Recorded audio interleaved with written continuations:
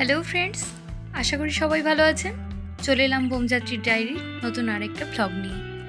আর আজকের ব্লগটা আমার বিয়েবাড়ি সিরিজের সেকেন্ড ব্লগ, মানে এটা ছিল আমাদের সেকেন্ড বিয়েবাড়ি এবছরের। আর তো আপনারা দেখতেই পাচ্ছেন এন্ট্রি গেটটা এভাবে সাজিয়েছিল।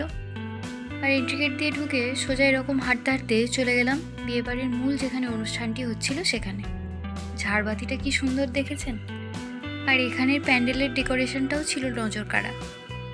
আর এই হচ্ছে আমাদের মিষ্টি নতুন কনে বউ।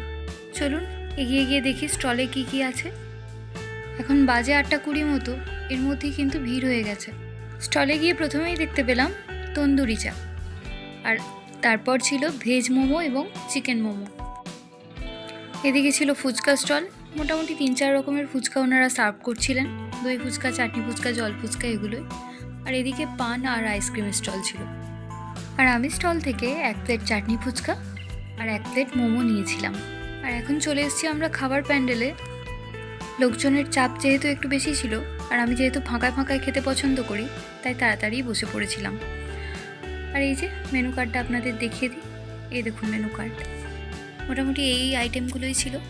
চলুন তাহলে দেখা যাক পরপর কী এলো। প্রথমেই কাঁসার থালায় এরকম কলা পাতা দিয়ে গেছে, আর তারপর সাথে সাথেই চলে এসছে স্যালাড আর আমার প্রিয় চিকেন স্যাটে। আপনারা কারা চিকেন স্যাটে আমার মতো ভালো খান অবশ্যই কমেন্টে জানাবেন। আর চিকেন স্যাটে শেষ করতে করতেই চলে এসছে পাতে কচুরি আর চানা মশলা, এ দুটো আমার খুব প্রিয়। তারপর অবশ্য ভাত পোস্ত ছিল, তবে আমি সেগুলো স্কিপ করে শুধু এই পাবদা মাছটা নিয়েছিলাম। তারপর এলো জাফরানি পোলাও।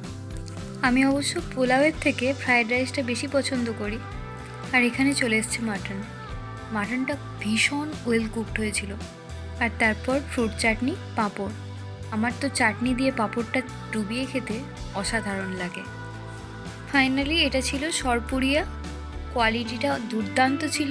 তারপরে ছিল মালাই চমচম, এটিও আমার খুব পছন্দের একটি মিষ্টি। আর এই দেখুন, আমি না বলতেও আমার পাতে 2টো রসগোল্লা দিয়ে চলে গেছে।